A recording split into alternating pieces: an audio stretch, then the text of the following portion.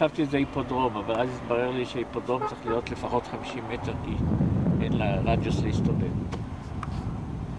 אבל אז באה המחשבה שזה לא היפודרום, אלא זה בשביל ההלוויה, כי יוסף בן מתתיהו לא מתאר את הקבר, אבל הוא מתאר את ההלוויה, ומספר על כל הצבא, כל בגרמניה, מצרפת, של היום, בולגריה או משהו, צעדו בשורות עם כל הציוד. אז הוא ממש, אין לי ספק, הוא הכין את ההלוויה, לא רק את הקבר. אבל זה לא מיד. בשלב הראשון הוא בנה איזה קבר, מבנה אחד עם מקווה, ואחר כך החליט לעשות משהו יותר גדול, ואז הוא שיטח את המשטח הזה, אז הוא בנה את הבניין הזה שבטעות חשבתי שהוא הקבר עצמו. הוא בנה מקווה גדול, ועוד בניין שהוא שיגע לי את השכל, ובעקבותיו פתחתי את כל האזור הזה, כי התחלתי למצוא אבנים מאוד יפות, הכי יפות שהיו עד אז בהרודיון, ומאבן קשה, דומות בסיטוט להר הבית, וכשחשבתי, הנה יופי, עוד קצת, ואני מוצא את הקבר, אז מצאנו כנסייה ביזנטית, ושנבנתה באבנים שפרקו מבנה אחד ובנו מבנה שני. ואז אמרתי, טוב, בסדר, אז אני אמשיך עוד קצת לחפור, עד שאני אמצא את היסודות של המבנה שפורק, וזה יוביל אותי לקבר. אז החיפוש הזה לקח הרבה שנים, עם אינתיפאדה באמצע, ועוד אינתיפאדה באמצע, ובסוף, ובדרך כן מצאנו כמעט בביטחון את הבניין שנתן את האבנים, אבל לא היה שום קבר על ידו. ואז לפני שנה, בערך הגעתי למסקנה שזה אבוד. זאת אומרת, זה אבוד. שפה... מיציתי. ובינתיים גם התחילו לעלות מחשבות בכל זאת שאולי הקבר למעלה. ובדיעבד, כשמצאנו פה את הקבר, אז אני לא מצטער על כל העבודה שנעשתה פה, מפני שאני טוען היום אנחנו יכולים לעקוב אחרי 3 שלבים.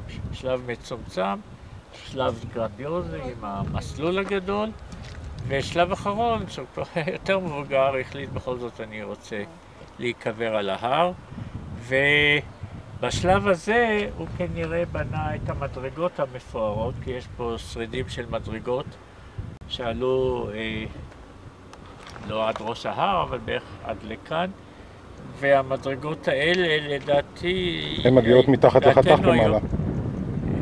איך הן ממשיכות יש בעיות. אוקיי. אבל מה שכמעט בטוח לגמרי שהם נבנו פחות או יותר יחד עם הקבר ובשביל ההלוויה. זהו, כי אחרת באמת הן לא כל כך מובנות, הן מאוד לא נוחות, הן מאוד תלולות ורחבות, מה צריך 6.5 מטר בשביל דרך נורמלית 2-3 מטר. מספיק, אפילו שיירה אחת עולה, שיירה אחת יורדת עדיין 3 מטר מספיק, זה לא לסמי טריילר. אז זהו. אז לכן הדגשתי את הסיפור, נראה לי חשוב, כדי להגיד כי תמיד במשך השנים אנשים היו מתחילים לשאול, אולי בכל זאת רודוס נקבר במקום אחר, ואיך אתה יודע שדווקא בהרודיון. ואני טוען שהסיפור והאתר, שרואים אותו, אם זה היה אתר הרוס לגמרי והיה רק סיפור של יוספוס, בסדר. אפשר לפרש ואפשר להאמין יותר, להאמין פחות, אבל שיש את השרידים האלה, בריכת מים כזאת, וגנים ואולמות ובניינים ענקים, והכל בתכנון ארכיטקטוני מסודר ויפה, אז במדבר, אז מחייב את הקבר. לכן ברגע שכן מצאנו מבנה שהוא מתאים להיות מאוזולאום, מצאנו שברי גלוסקמה, אז הסימן שלה נפל, אז זה חייב להיות הקבר של הורדוס, לא צריך להתלבט יותר מדי. אם אותו בניין היה מתגלה נגיד באבו-תור לרגע, אז אפשר היה לשאול כל מיני שאלות, אחד יגיד הורדוס, אחד יגיד, אני יודע, משהו אחר, אפשר היה כל מיני דברים להתווכח, אבל, או לשאול שאלות, אבל הרודיון זה המקום שזה נבנה בשביל זה. זהו. אז זה המשמעות, וזה גם המשמעות של גילוי הקבר, שזה בעצם סוגר את הנושא של הרודיון. וגם עניין השם, השם בא לחזק את האתר, לא רק להנציח אותו, אלא לחזק את המשמעות של האתרים. הגלוסקמה היא של הורדוס או זה לא ברור? אני מקווה או שמצאתם רק אחת או יותר? מצאנו רק אחת. אני מקווה שבסוף יהיו מספיק נתונים, אבל עצם זה שהיא אחת, זה כבר מדבר. והיו גנבי קברים פה וזה? לא בהכרח, לדעתי אישית לא צריך יותר. יש ברחוב הנביאים בירושלים, יש בניין עגול, לא רואים, היה, וגם היום היה, כי הוא מכוסה, אפשר לראות אותו בשטח. אבל אני יזמתי חפירה מחודשת בו אחרי 100 שנה, מאז שגילו אותו, ששם יש הרבה סבירות להגיד שהיה קבר למשפחה של הורדוס. לא בקינג דיוויד. קינג דיוויד זה טעות, זה כבר הרבה שנים יודעים שזה טעות. חשבו ככה. שם זה שם, מה שנקרא. שם שרד, אבל ואת השני לא רואים, אז אי אפשר לשים את השלט המנוגד, טעות, זה לא שם, זה פה. טוב, אז בואו... זה לא שייך להתגלגל לכאן מראש ההר, אבל לא שייך לסיפור. הפינה של המצבה, רואים יפה פה מולנו. זה הפלטפורמה, מסד, או לעשות מקצועית קוראים זה פודיום. הפודיום שעליו עמד המבנה, שהכל ביחד זה המאוזוליאום.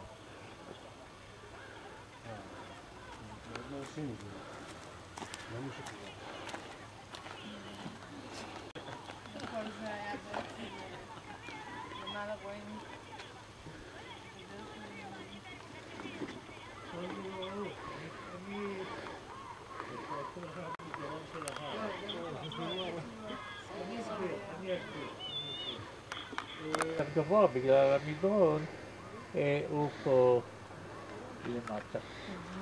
עכשיו נעזוב רגע את הקבר וכמה מילים לחיפוש אחר הקבר. יש כאן קיר משופע שיש לו קטע שחור כאילו שרוף, אבל זה קטע שפשוט היה הרבה שנים גלוי לעין כשהקטע האחר היה מכוסה, אז הוא לא קיבל את הצבע הזה. כשהחלטנו לעלות להר, לחפש את הקבר, והייתה מחשבה שהוא איפשהו במזרח, כי המגדל המזרחי על ההר עצמו הוא מגדל שונה מהכל. אז אמרתי לעצמי, אולי הקיר הזה שהכרתי אותו מוביל אל הקבר. והתחלנו למשוך איתו והלכנו הלאה, ואשליה אחת ואשליה שנייה ואשליה שלישית ולא מצאנו.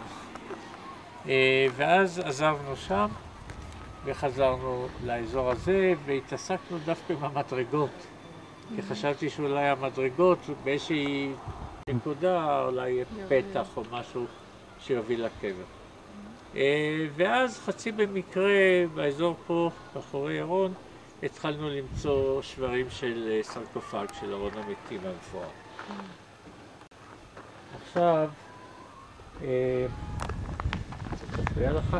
עכשיו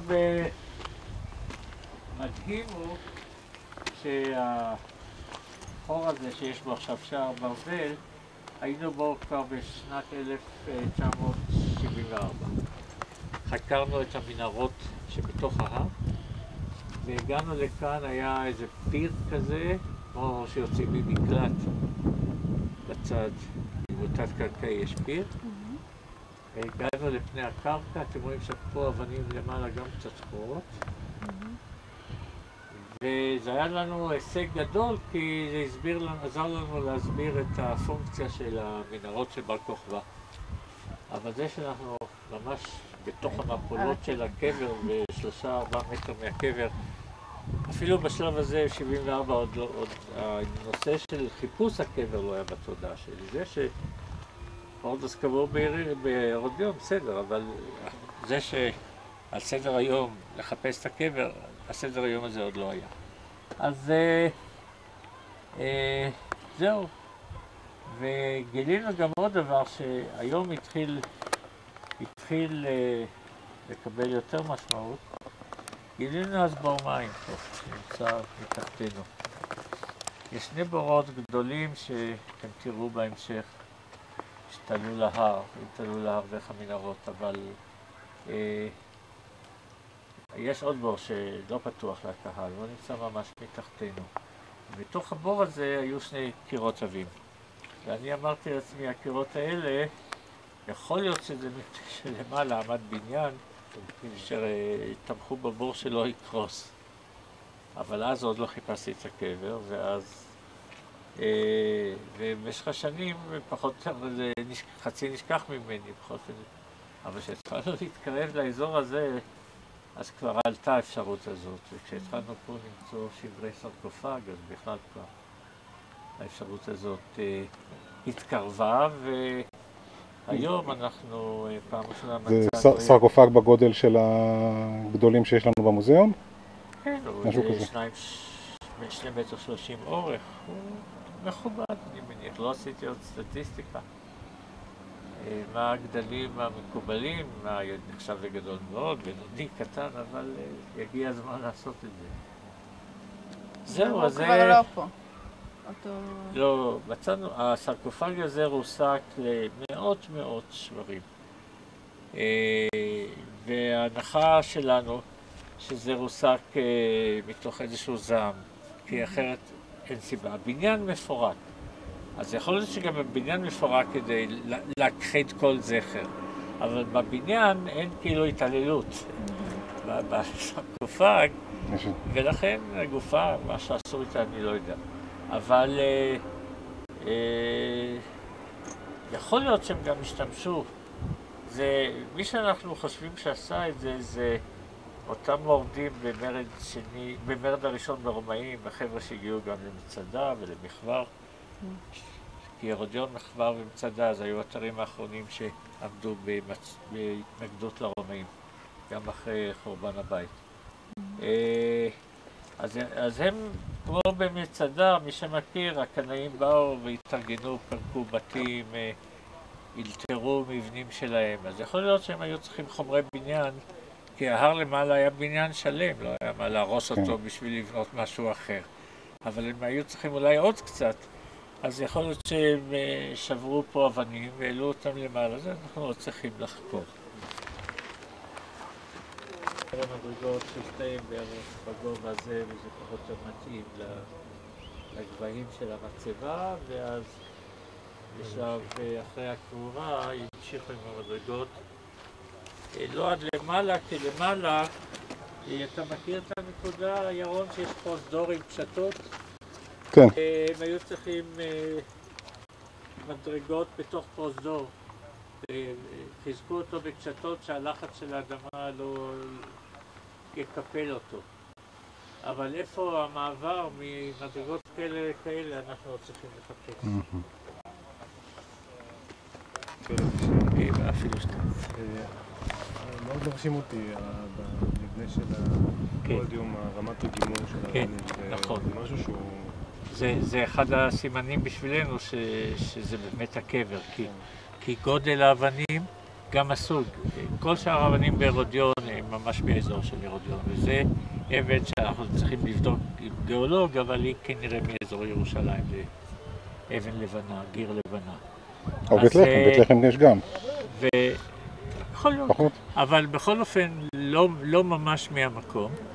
ובית, הגימור והעדינות של הביצוע וגם גודל האבנים, אז כל אלה בשבילנו חלק מההוכחה שזה יוצא דופן בהרודיון, ומאחר ויש פה סרקופג ועוד אלמנטים שקושרים את זה לקבורה, אז בכלל...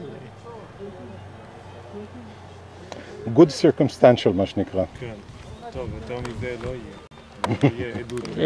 תלוי אם אולי נמצא עוד כתובת, לא גמרנו לחפור, אז לא צריך להתייאש. בצד רואים טיח שממשיך כאילו עם הסלע, והקיר נצמד אליו. והיום אנחנו יודעים עוד ממש באופן מוחלט, אני קורא לזה שרוול, הפרוזדור הזה שהוא מקורי, הוא מימי הורדוס, לא שוחזרה בו אבן אחת. הוא נעשה כדי לאפשר את שפיכת ההר המלאכותי. ההר המלאכותי נעשה בשלב די מאוחר, קצת לפני הקמת הקבר, יחד עם הקמת הקבר. הקבר לא בהכרח נבנה ביום שהורדוס מת, יכול להיות שזה נבנה 5-8 שנים לפני. ואז בנו את השרוול הזה כדי שהשפכים לא יסתמו את הכניסה. מה שיפה פה זה קשור לייצור, יש פה עצים מקוריים. בצד שני היה כמו איזה גוש בטון שתפס אותם ועזר להחזיק את השרוול. ככה אנחנו חושבים.